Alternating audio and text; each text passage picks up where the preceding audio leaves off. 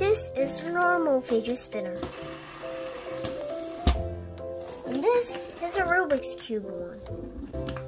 You know those ones. I liked it so much that I got a new one. That I guess is kind of cooler, I guess. It's got a blue background. So today I'm going to attempt to solve it since it's pretty easy. And I'm just going to do a scramble.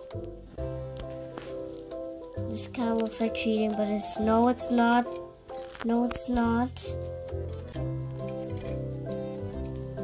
Mixing it up, twisting the middles, doing this, Yeah, okay. We're waiting. 1, 2, 3.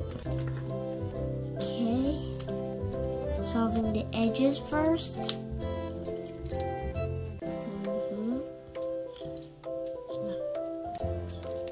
Got the edges.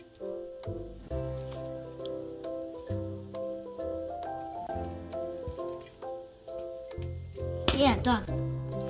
That was pretty quick.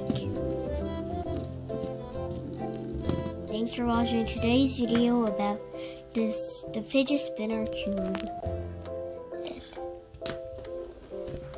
I'm sorry that I didn't do this video about Australian Shepherds.